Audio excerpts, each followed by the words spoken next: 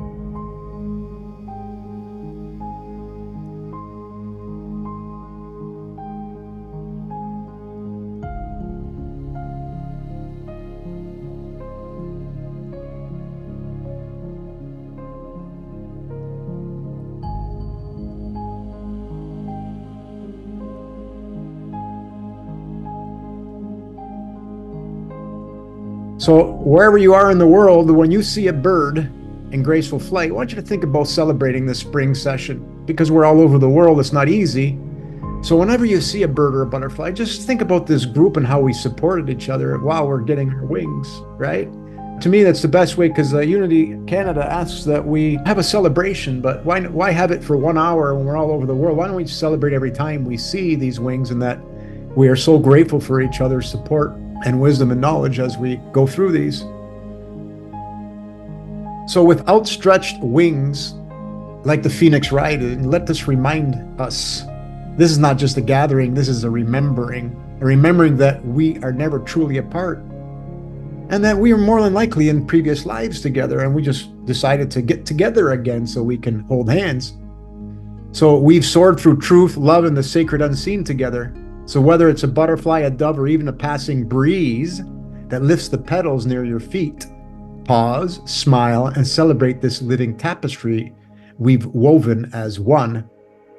So because what we've shared is eternal, and every winged thing carries it forward.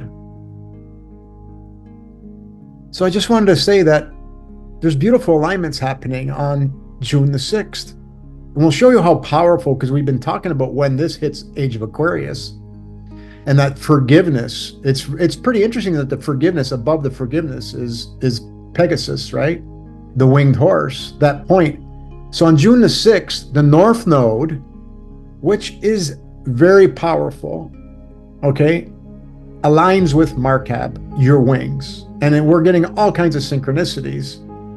So, and also we got obviously Jupiter on Polaris, Betelgeuse, the pole star. Mars is on a cusp. Okay, that fire within, make sure you know how to handle your fire. Because both Mars is moving into Leo, the fire, and so is the South Node moving Leo, which is a fire sign. So we have to use our brave heart to know when we get this feeling inside of us, this fire, that we transmute it. So that's the two resistance. You flip one, and you go hug, and you start asking each other for forgiveness, right? And saying, "Ooh, I'm feeling this fire. Let's hug instead," right? And it's pretty interesting that exact moment, exact alignment, the moon is aligned Spica, which is the harvest line where Jesus dies on the cross, this September equinox. So this isn't coincidence that these things align.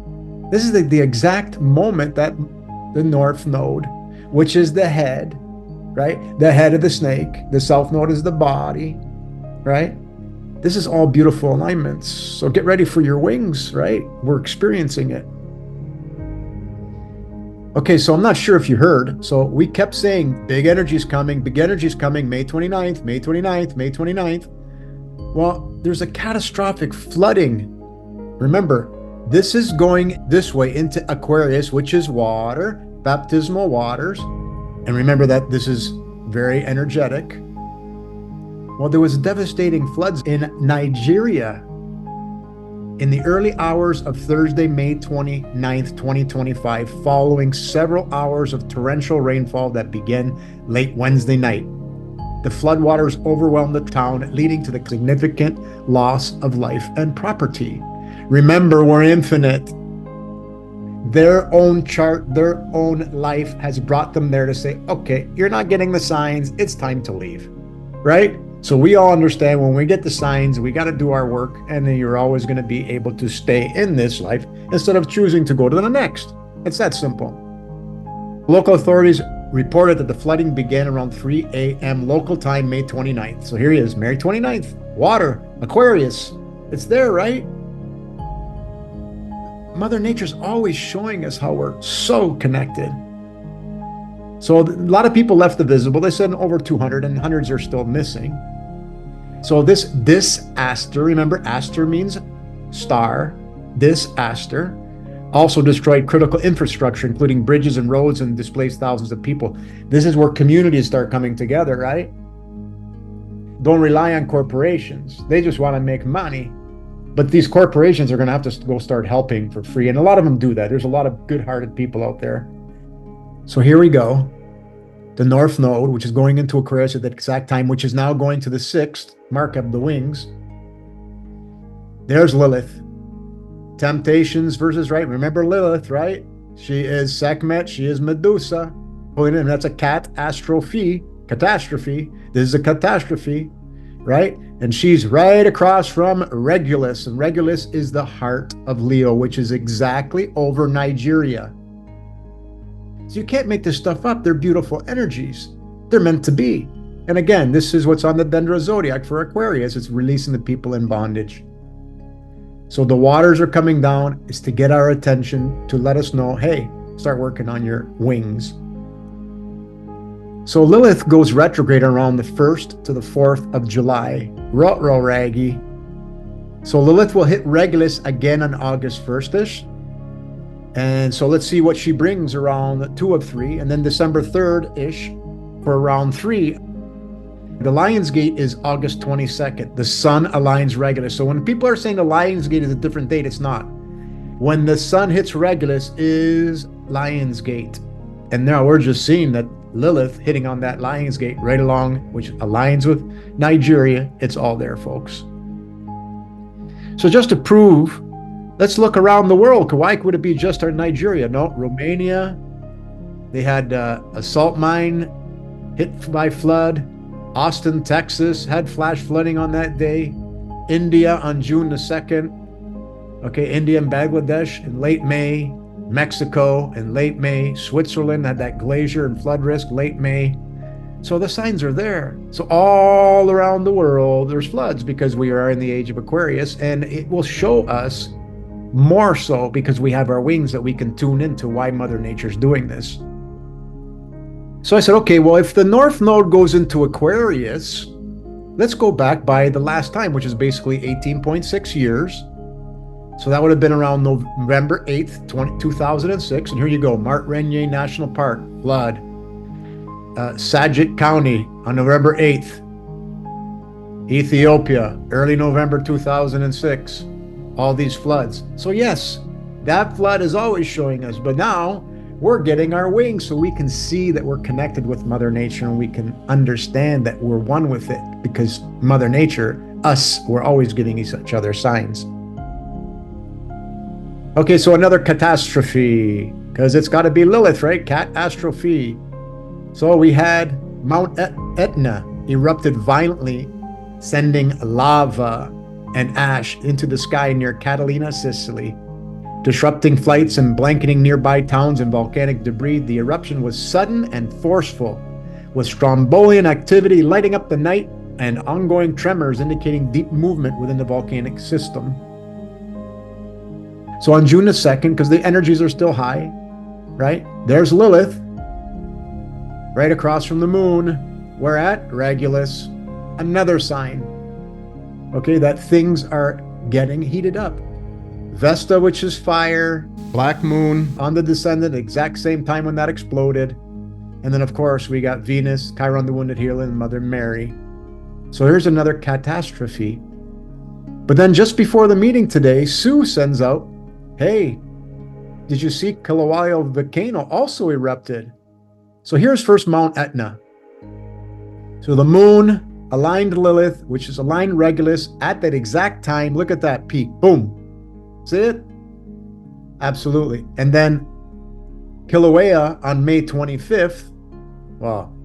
So implosions is definitely Lilith, because Lilith is implosions. We've done that. My wife's seen it. We've tracked it. Lilith does the implosions and explosions.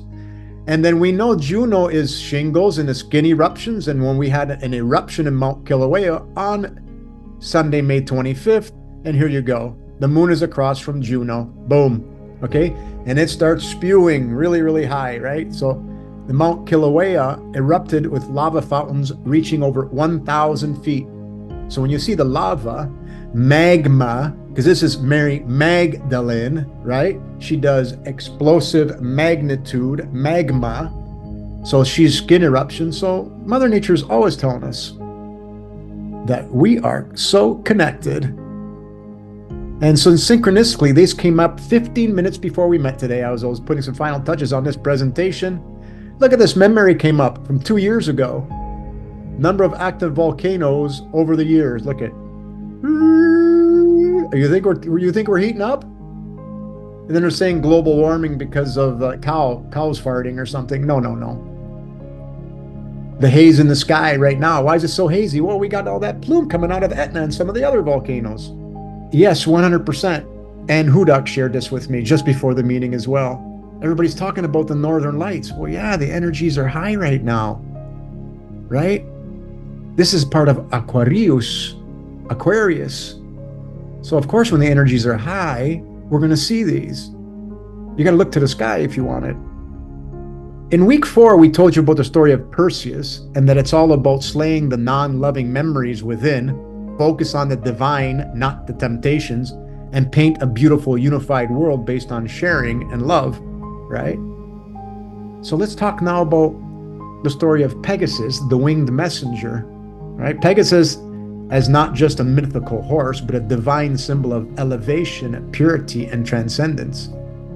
So Markab, the star at the base of the Pegasus neck, where the wings begin, right around here, right? Marks the point of initiation into higher realms, higher consciousness. So it connects to spiritual flight, arising above the illusion of duality into insight, be the experience and know the connectedness and be that wisdom. In the story, Pegasus springs from Medusa's head, a metaphor of conquering illusions, the ego mind, to access divine vision. So I'm going to show you a little bit more that this is the symbol of the left and right eye, that it's tuned in with seeing Mother Nature. But the symbol of the third eye has no eye in the middle of it because it's the unseen. And when we're using this and knowing the unseen, in other words, everything's coming together and you have the wisdom to see with your right and left eye, which represents the two wings. And that's why you see in the Kundalini and we show those wings at the top, right, that the medical industry uses. That's all divine guidance. So the illusion / temptations is what Pegasus is springing from, which is you. Your wings is when you understand that. So what does it mean to get your wings? Well, let's reflect on that. When we went around the room, what does it mean to get your wings? It was so beautifully said by many. So when we start seeing the eagle, the dove, and the butterfly, like Verna said, for over a mile, 2 butterflies followed her. I saw a beautiful yellowtail today. Somebody else saw a yellowtail. And people are just seeing so many beautiful signs and the synchronicities of it happening before this meeting. And why? Well, the North Node aligned with Markab, which is the wings, it's connection. Why do you think they came up with these stories, these myths? No, because they're real. Because we are connected with everything. So getting the wings is symbolic of becoming aligned with divine will, love, and higher purpose.